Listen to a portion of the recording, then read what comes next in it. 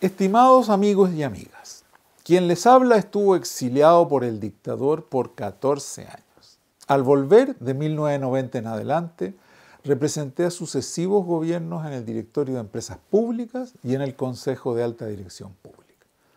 Por ello les hablo desde la pena, no del entusiasmo.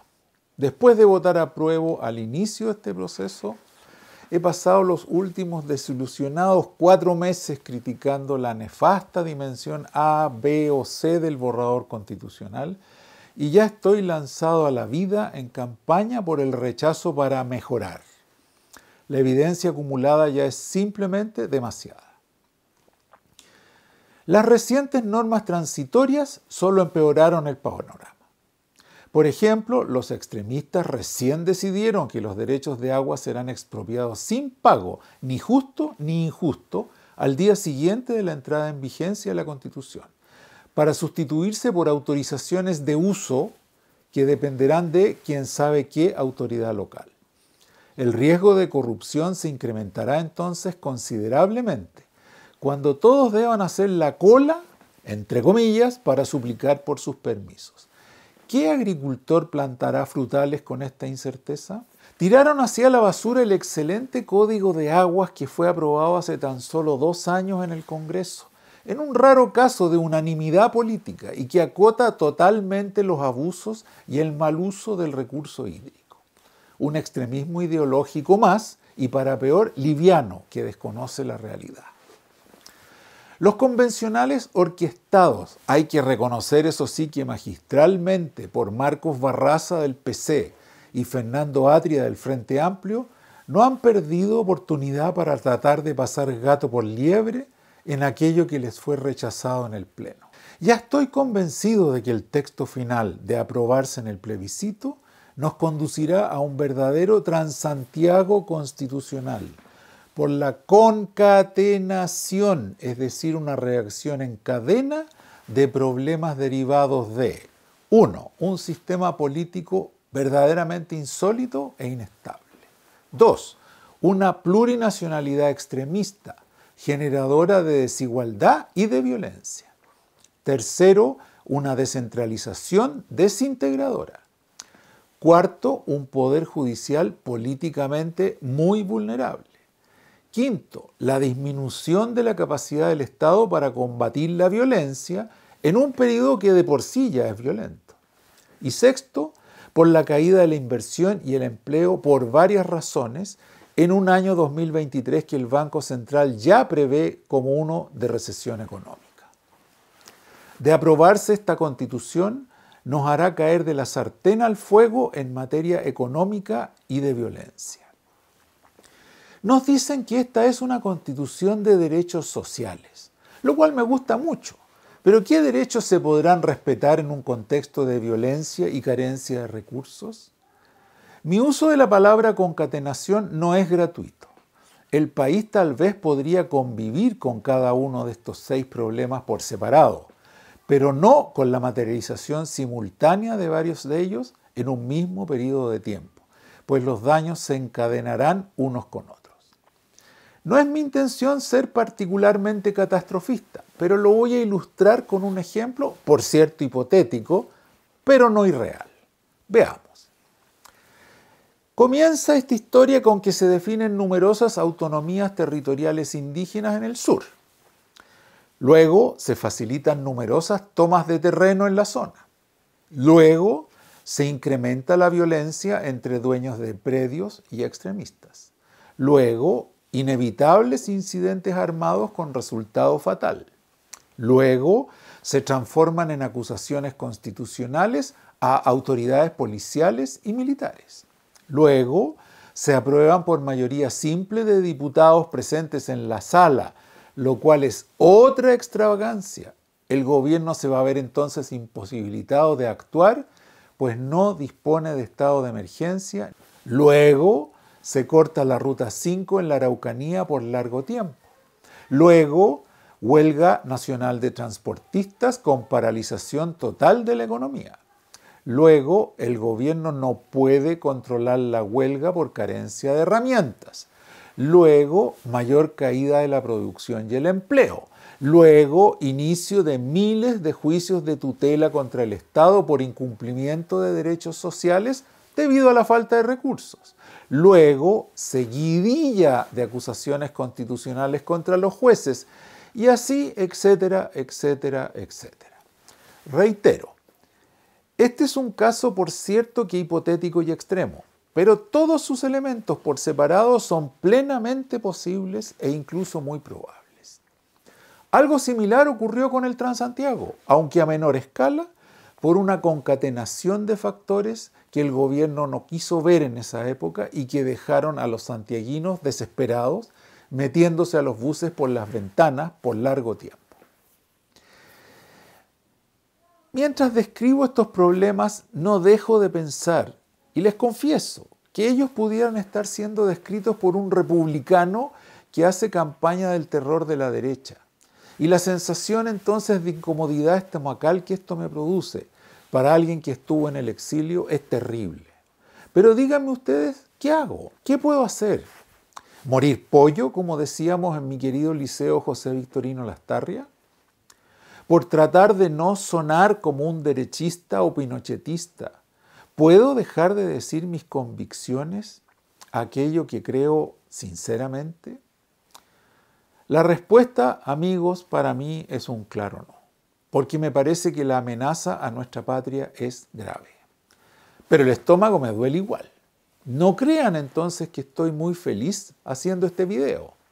Así están los tiempos en que vivimos. Por ello, los invito a rechazar para mejorar y a escuchar en un momento más, un minuto más, un planteamiento llamado el jardinero constitucional, donde les mostraré cómo se puede podar fácilmente el mamarracho que nos han propuesto para mejorarlo con facilidad y convertirlo en una constitución que sea la casa de la gran mayoría de los chilenos. Con permiso, necesito una herramienta. Estimados amigos, como comenté hace unos minutos, estoy en plena campaña de rechazar para mejorar. Esto es para que el Congreso, al día siguiente del rechazo, el 5 de septiembre, inicie un proceso de poda y redefinición de los aspectos negativos del borrador constitucional. Por la ruta que mejor decidan, por sí solos, ayudados por expertos, apoyados por un grupo aleatorio de ciudadanos, que ciertamente va a ser mejor y más representativo de lo que tenemos hoy, me da igual. Algunos de mis amigos de centroizquierda me dicen, pero Mario, si es por eso, ¿por qué no haces campaña de aprobar para reformar, en vez de rechazar para reformar? Esta es la excusa que me dan cada vez que les muestro estos defectos y riesgos, y me lo dan por medio de su emotiva ceguera, que les entiendo en el corazón, tienen su corazoncito, pero que no comprendo ni comparto con la razón. Sus emociones les impiden ver ni dimensionar los graves daños que enumeré en el momento anterior. No te preocupes, me dicen, lo arreglamos en el camino. Amigas y amigos, esto no se puede arreglar en el camino en caso de apruebo. La campaña que ellos proponen, algunos de la centroizquierda, no es viable por una simple razón. La Convención acaba de definir en los transitorios que para hacer cualquier reforma importante se requieren 2/3 y si no se logran, 4/7, pero más encima con referéndum nacional por cada reforma importante que se trate de hacer, para que así vivamos en el imposible de referéndum en referéndum. Fernando Atria lo sinceró muy bien, tratando de poner el cerrojo aún peor, el puro 2/3 de Pinochet. Dijo, y abro comillas, el quórum de 2/3 no es una trampa, es un modo de proteger la Constitución de instituciones que no tienen razones para tener lealtad con ella. O sea, muy democrático el amigo Atria al intentar su trampa. Señor Atria, no soy leal a su proyecto de Constitución a mucha honra y la quiero reformar para mejorar por una ruta democrática y no autoritaria como la suya. Dicho de otro modo, lograron ustedes ponerle un cerrojo importante a su proyecto hasta el 2026, Fecha en que, claro, desaparecería el último baluarte de sensatez, el Senado, otro asunto intolerable como lo ha planteado recién el presidente Lagos, con su habitual lucidez de estadista, misma que tuvo para rechazar la denigrante invitación con elástico que recién recibió. Ni Jaime Guzmán se atrevió a tanto con sus cerrojos. Es casi un chiste que en Twitter me digan que estoy defendiendo la Constitución de Pinochet. No, señores, estoy tratando de rechazar la Constitución de los autoritarios y extremistas de izquierda, como Atria, como Barraza, como Linconao, cuyas intenciones ya han quedado totalmente en evidencia, son antidemocráticas. Amigas y amigos, no tengo empacho en pedirles que si están de acuerdo con esta postura me ayuden a masificar este video, reproduciéndolo o transmitiéndolo a sus colegas, amigos y familiares. Es demasiado lo que está en juego. Pero quiero terminar este planteamiento con una voz de esperanza y alegría. El jardinero desde el huerto de frutales. Si se aprueba la muy importante moción de los senadores Jimena Rincón y Matías Walker, que permitiría hacer reformas constitucionales con 4/7 en lugar de 2/3 y sin referéndum parciales, gradualmente, una por una, se hará bastante más fácil y expedito reformar el borrador constitucional después del rechazo. No así después del apruebo, salvo incontables referéndum, podando así las mayores extravagancias. Le solicito encarecidamente al Congreso, encarecidamente que aprueben esta democrática enmienda, que a la larga servirá tanto para el apruebo como para el rechazo, pues esta defectuosa Constitución habrá que arreglarla tarde o temprano. En eso las encuestas son muy claras. Al legislar esto, no estarán defendiendo el rechazo, sino a la República, y ayudando a disminuir la gran violencia política que nos crispa y nos separa.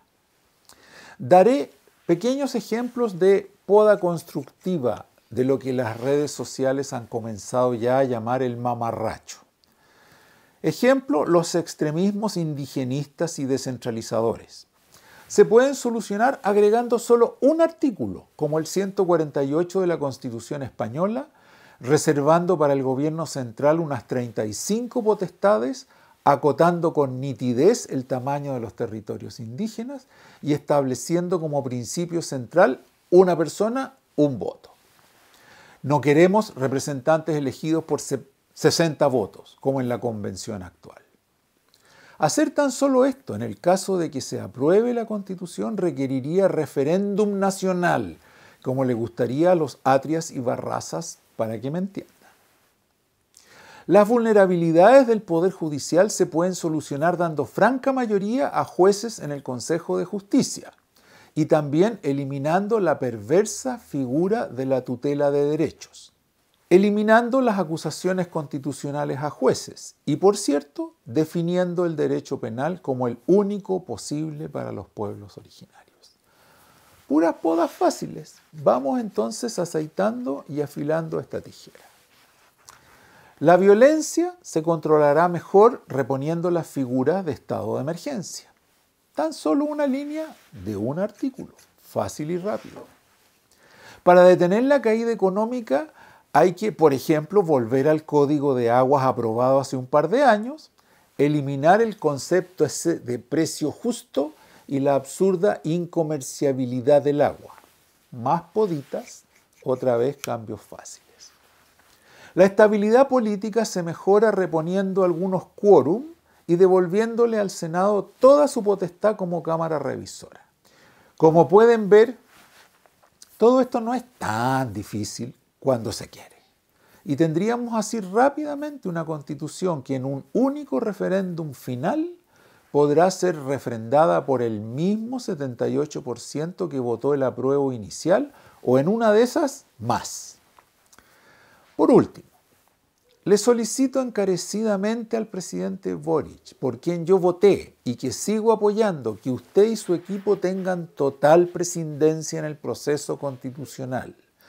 Ustedes bien saben que con el rechazo no estamos volviendo a la Constitución de los 4 generales, que ya prácticamente ustedes saben que no existe. También saben que la gran mayoría del programa de gobierno se puede implementar con la Constitución actual y que su verdadera y gran limitación va a estar en la disponibilidad de recursos financieros en realidad. Me despido entonces. Hasta la vista. Y no se olviden, voten rechazo para mejorar, podando y fertilizando para que crezca una verdadera Constitución para tranquilidad y alegría de todos los chilenos de buen corazón.